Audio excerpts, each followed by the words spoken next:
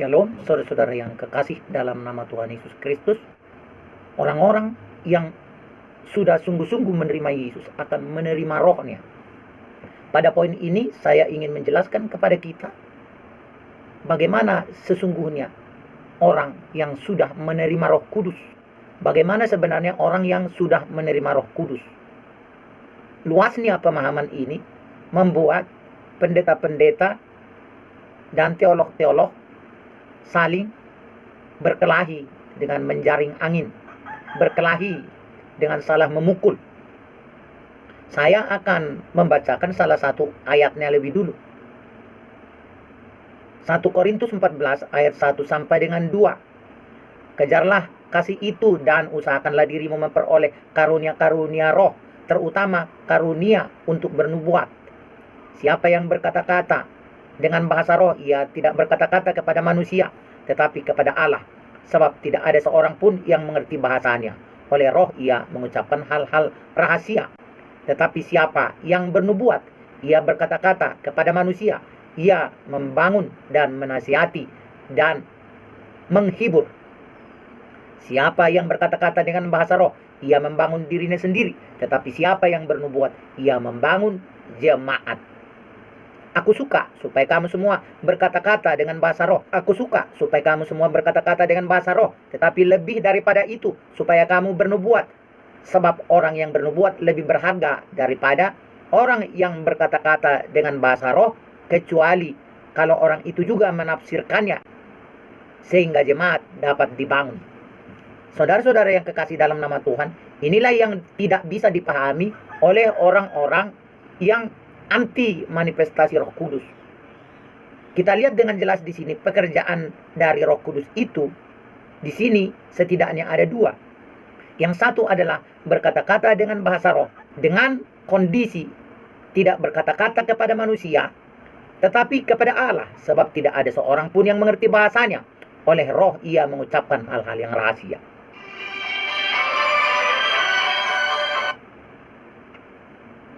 Nah, saudara-saudara, jadi berkata-kata dengan bahasa roh yang pertama ini adalah bahwa ketika roh itu hadir pada seseorang untuk membangun dirinya sendiri, dia berkata-kata dengan bahasa roh kepada Allah, sebab tidak seorang pun yang mengerti bahasanya, dan oleh roh ia mengucapkan hal-hal yang rahasia. Nah, hal-hal yang rahasia yang mana Stephen Tong bingung adalah, saya beritahu kepada kalian bahwa kalau sudah hal-hal rahasia, maka itu tidak membutuhkan penterjemah. Karena bahasa roh yang mengucapkan hal-hal yang rahasia itu tidak perlu diterjemahkan. Karena dia diuntukkan membangun imannya secara pribadi. Dia berkata-kata kepada Allah dan mengucapkan hal-hal yang rahasia yang tidak perlu didengarkan oleh jemaat. Di dalam bahasa roh yang pada kondisi membangun iman inilah, orang tidak bisa dilarang untuk berbahasa roh. Apakah dia 1 orang, 2 orang, 3 orang, atau 100 orang, atau 500 orang. Tetapi pada ayat yang ke-27, saya akan membacakan. Jika ada yang berkata-kata dengan bahasa roh, biarlah 2 atau sebanyak-banyaknya 3 orang. Seorang demi seorang. Dan harus ada seorang lain untuk menafsirkannya. Jika tidak ada orang yang dapat menafsirkannya, hendaklah mereka berdiam diri dalam pertemuan jemaat. Dan hanya boleh berkata-kata kepada dirinya sendiri dan kepada Allah. Ini adalah bahasa roh yang memberikan kemungkinan untuk ditafsirkan. Dari 1 Korintus 14 ayat 27 sampai 28. Nah, teolog-teolog yang karbitan ini menyamakan 1 Korintus 14 ayat 2 dengan 1 Korintus 14 ayat 27. Sedangkan 1 Korintus 14 ayat 2 adalah bahasa roh yang diuntukkan bagi seorang pribadi untuk dia berkata-kata kepada Allah hanya dengan hal-hal yang rahasia. Karena bersifat personal, maka penafsir tidak diperlukan. Tetapi 1 Korintus 14 ayat 27 adalah ketika bahasa roh itu adalah bahasa roh yang bersifat nubuat. Maka bahasa roh yang bersifat nubuat itu adalah bahasa roh yang bersifat harus diperdengarkan kepada jemaat. Nah, ketika bahasa roh ini memang adalah roh yang memberikan nubuat dan tidak ada yang menafsirkannya, maka berlakulah kata Paulus, biarlah seorang demi seorang. Namun, kita melihat tidak ada larangan untuk orang itu terus berkata-kata, melainkan jangan kepada publik, jangan dikumandangkan kepada orang-orang lain dengan tampil di muka umum, di panggung. Jika tidak ada orang yang dapat menafsirkannya, 1 Korintus 14 ayat 28. Jika tidak ada orang yang dapat menafsirkannya, hendaklah mereka berdiam diri dalam pertemuan jemaat dan hanya boleh berkata-kata kepada dirinya sendiri dan kepada Allah. Di sini tetap bisa berkata-kata. Dan tidak berkata-kata disebut di dalam hati. Tetapi berkata-kata kepada Allah. Yang tidak perlu dideklarasikan kepada umum, kepada jemaat itu. Tetapi di dalam doa itu dia tetap boleh berdoa. Dia tetap boleh berkata-kata dengan bahasa roh. Tetapi bukan untuk dikumandangkan secara publik, secara umum.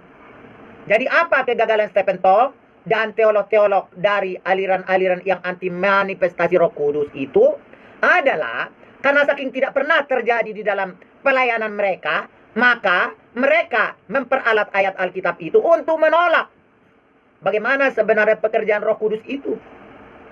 Mereka belum tamat di ayat 2, mereka loncat ke ayat 27 dan 28, tetapi itu pun tidak pernah terjadi di gerejanya. Omong kosong saudara berkata, duren rasanya seperti ini, harganya segini, tapi Anda sendiri tidak pernah lihat dan tidak pernah miliki. Maka sebaiknya saya sarankan kepada para pengajar-pengajar yang tidak menerima Roh Kudus di dalam fakta Alkitab ini, lebih baik saudara berdiam diri dan tidak perlu banyak mengajarkan ajaran-ajaran yang menipu dan meninabobokan jemaatmu sehingga tidak pernah bermutu, sehingga tidak pernah mengerti Alkitab.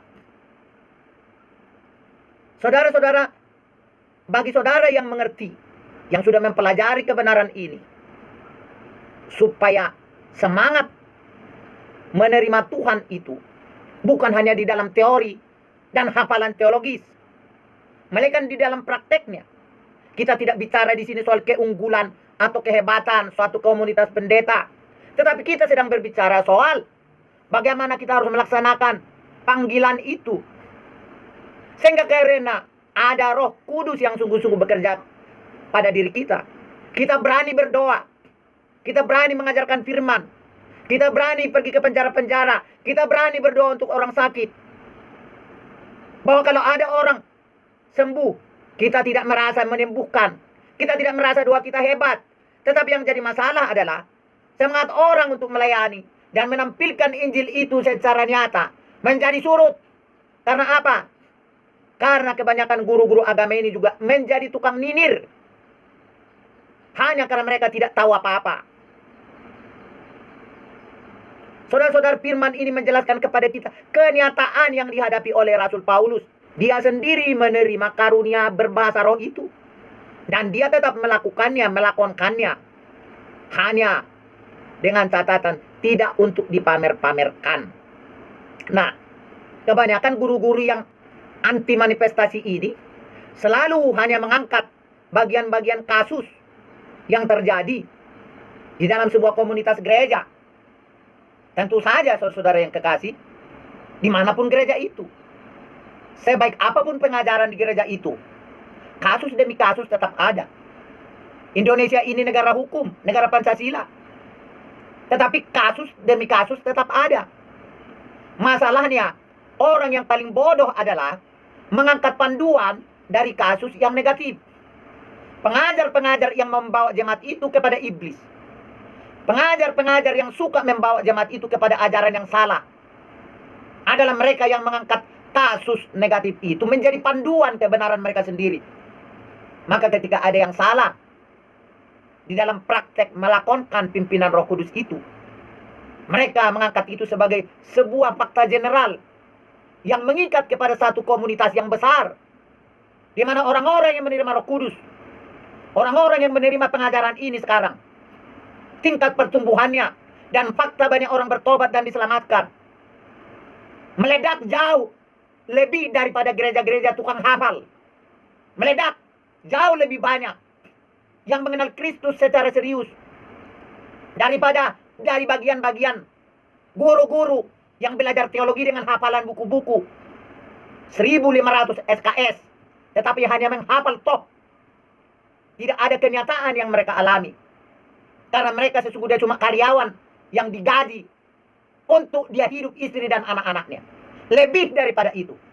Mereka tidak terjun melihat jemaatnya. Apakah masih mabok? Apa masih preman? Apa masih di penjara? Ada 90% orang yang terpenjara di Rokan Hilir adalah orang-orang dari gereja tukang hafal. Saudara-saudara, saya perlu menegaskan di sini bahwa buah Roh Kudus itu nyata dalam kehidupan gereja itu. Dari 1.000 orang jemaat dari satu organisasi itu, ada berapa yang sungguh-sungguh cari Tuhan? Ada berapa yang masih korban narkoba? Ada berapa orang yang masih menipu? Dari produk suatu gereja itu. Itulah buahnya. Untuk mengerti Roh Kudus, bukanlah mengerti tentang manifestasinya. Karena manifestasi Roh Kudus, ketika seseorang gemetar dan sebagainya, lalu saudara bingung, lalu saudara tafsirkan itu kesesatan. Semudah itu saudara mengatakan kesesatan. Betapa sempitnya pemahaman kita. Ketika saudara sakit, lalu disuntik, itu ada manifestasinya. Ada rasa ngilu, lalu saudara meringis. Bayangkan orang berdosa dihadiri oleh Roh Kudus. Jelas dia punya manifestasi yang aneh. Tetapi ketika logikamu kau paksa, hanya engkau ukur dengan bangunan patung ajaran yang engkau warisi dari guru-guru hafalan itu. Itulah yang membuat pengajaranmu terus hanya sekitar-sekitar di situ-situ saja. Dan kita lihat buah-buah gereja sekarang, saudara-saudara. Dari gereja mana? Di seluas Eropa dan Amerika itu. Gereja yang sudah memberkati laki-laki dengan laki-laki, perempuan dengan perempuan, adalah dari gereja-gereja teologi hafalan. Bukan dari gereja yang saudara ejek-ejek. Nah, kita harus memahami Alkitab ini supaya yang diutamakan bertobat adalah guru-guru yang palsu ini. Guru-guru yang tidak mencari Tuhan dengan rendah hati, melainkan bermain di area teologis yang mereka ciptakan sendiri lapangannya, dan mereka jadi hakimnya, mereka yang membuat alat ukurnya, mereka yang membuat budaya yang benarnya yang menjadi sentral dari sebuah tata gereja dan kepatutan etis. Padahal Alkitab menampilkan di sini bagaimana gereja itu dipenuhi oleh Roh Kudus, menerima karunia-karunia Roh Kudus. Kita ulangi membaca ayat 2. Apakah saudara sebagai guru-guru, sarjana teologi, doktor teologi pernah mengalaminya? Kalau saudara tidak pernah mengalaminya, lebih bagus saudara tidak perlu membahas itu. Siapa berkata-kata dengan bahasa roh tidak berkata-kata kepada manusia, tetapi kepada Allah. Orang sedang berkata-kata kepada Allah, lalu saudara bilang stop. Karena Roh Kudus itu katamu tertib. Kalau ketertiban adalah dari muncung iblis, maka segala ketertiban rohaniah menjadi salah. Kalau ukuran ketertiban adalah seleramu, ketidaktahuanmu, maka tentu saja ketertiban itu ditetapkan oleh dirimu sendiri. Sebab tidak ada seorang pun yang mengerti bahasanya. Oleh roh ia mengucapkan hal-hal yang rahasia. Itulah 1 Korintus 14 ayat 2. Tetapi 1 Korintus 14 ayat 27-28 itu adalah bahasa roh yang berbeda dari bahasa roh yang ada pada ayat yang kedua. Karena bahasa roh pada ayat 27-28 itu adalah berbahasa roh yang bertalian dengan membangun jemaat. bertalian dengan nubuatan tentang masa-masa yang sedang dihadapi oleh gereja. Itulah pada masa itu. Apalagi masa sekarang menjelang Tuhan datang. Kita perlu mengerti. Dan ini tidak selesai hanya dengan keras kepala mengandalkan teologi-teologi bayaran. Yang saudara sekolah teologi bayar per semester dan sebagainya. Tapi puasa 3 hari pun saudara tidak sanggup. Saudara akan mencari ayat mengatakan, ayat yang dijelaskan Tuhan Yesus. Ya, ketika mempelai lelaki bersama-sama sahabatnya, mereka tidak berpuasa. Tetapi saudara tidak baca. Setelah Yesus naik ke sorga, mereka berpuasa. Bayangkan, dari ratusan ribu jemaat dan dari ratusan ribu pendeta tidak menerima satu pun karunia roh. Mereka hanya punya satu karunia, yaitu karunia yang bisa memutar balik ayat untuk menolak kebenaran itu, untuk membiarkan jemaat itu puas dengan mutu, dengan semangat yang vakum, dengan membuat lagu-lagu seolah lagu-lagu yang terbaik ala karena jingkrak-jingkrak atau model seperti melakukan lagu kebangsaan. Mereka berkelit di wilayah itu saja, membahas bahwa tata ibadah yang benar adalah seperti pelaksanaan kenegaraan. Semua orang berdiri, tidak boleh belok kanan belok kiri, kepala harus tetap menghadap ke depan. Lalu ketika ada orang, satu komunitas, seperti di Afrika, yang mereka tidak puas bernyanyi tanpa meloncat-loncat, maka saudara menghakimi itu. Ketika saudara nanti ke Papua di wilayah pedalaman, sebelum mendengarkan firman Tuhan, mereka harus menumpuk dulu bangku-bangku di belakang. Lalu mereka bernyanyi, meloncat-loncat. Lalu saudara mengajarkan bahwa Tuhan mau menyanyikan lagu pujian dan beribadah seperti melaksanakan perayaan 17 Agustus. Karena itulah yang saudara tahu.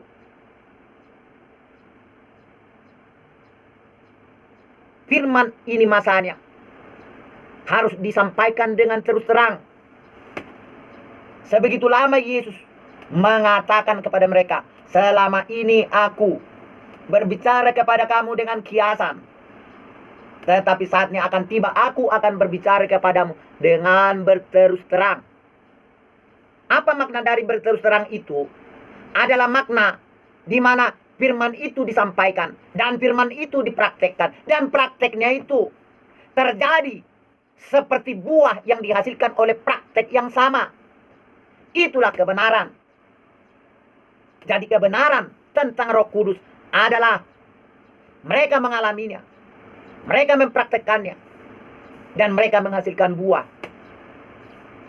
Jadi buah itu bukanlah manifestasi. Buah Roh Kudus itu tidak berbicara tentang manifestasi. Sama seperti buah obat itu. Bukan ketika saudara disuntik dan meringis, lalu saudara anggap itu buahnya. Buahnya adalah apa kemudian bobot daripada rasa nyaman di dalam pengalaman medis manusia itu. Itulah buah dan hasilnya. Tetapi ketika teolog-teolog dengan jangkauan mata yang sangat pendek, mereka mau melokalisir kebenaran itu. Teolog-teolog yang tidak betul-betul mengalami Tuhan, mereka akan membuat tafsiran dari durasi 1 detik. Lalu mereka akan pamerkan.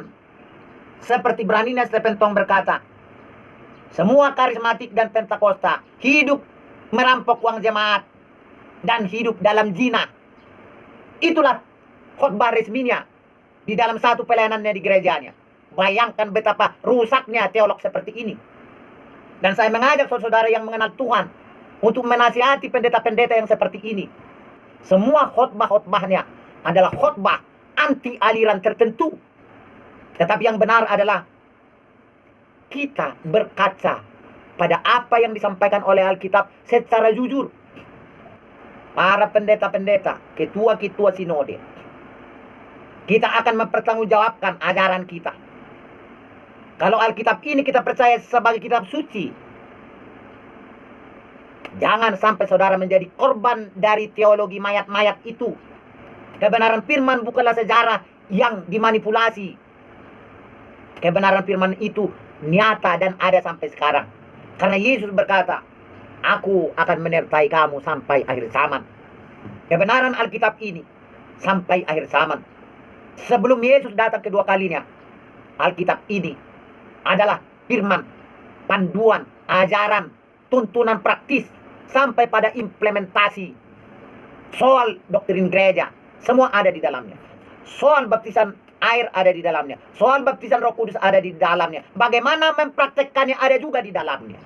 Semua praktek-praktek yang ditunjukkan oleh Alkitab ini adalah sakral. Semua praktek-praktek pelaksanaan, apakah mengenai baptisan, apakah mengenai penerimaan karunia Roh Kudus, semua di Alkitab ini disebut.